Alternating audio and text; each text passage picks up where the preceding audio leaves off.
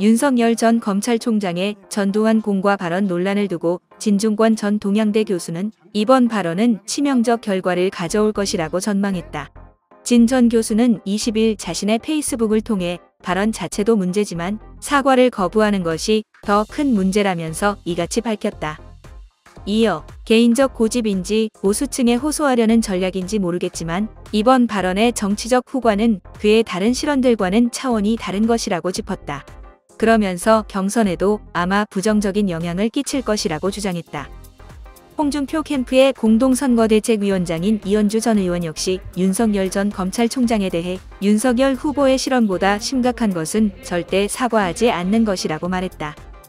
이 전 의원은 20일 저녁 국민의힘 대선 경선 후보자 토론회가 끝난 뒤 페이스북에 윤 후보의 잦은 실언은 단순한 실수라기보다는 가치관의 문제이자 정치적 훈련의 부족에 기인하는 것 같다며 이같이 지적했다. 그러면서 전두환 발언도 자유민주주의와 국민주권 등 헌법 정신에 대한 이해와 역사의식의 부재에 기인하는 것이라고 주장했다. 이 전 의원은 또 실언 자체보다도 더 큰 문제는 윤 후보는 실언하거나 잘못을 하고도 절대 사과하는 걸 본 적이 없다는 것이라며 오히려 자기 말을 제대로 해석하지 않아서 그런 것이라고 주장하며 듣는 국민들을 탓한다. 문제를 제기하는 사람들을 도리어 비난하며 호통을 치고 왜 자기 말을 곡해 하냐고 화를 낸다고 설명했다.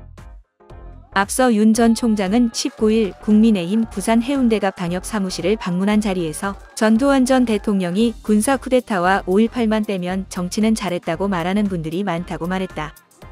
전두환 대통령이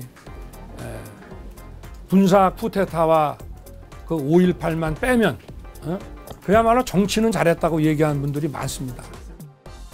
논란이 일자 윤 전 총장은 다음날 페이스북에 올린 글을 통해 전두환 정권 군사독재 시절 김재익 당시 청와대 경제수석이 경제대통령 소리를 들었을 정도로 전문가적 역량을 발휘했던 걸 상기시키며 대통령이 유능한 인재들을 잘 기용해서 그들이 국민을 위해 제 역할을 다하도록 한다는 게 중요하다는 것을 강조했던 것이라고 해명했다.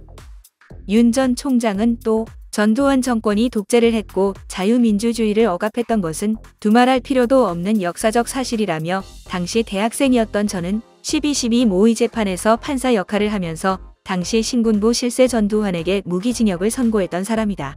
저의 역사의식은 그때나 지금이나 변함이 없다고 했다.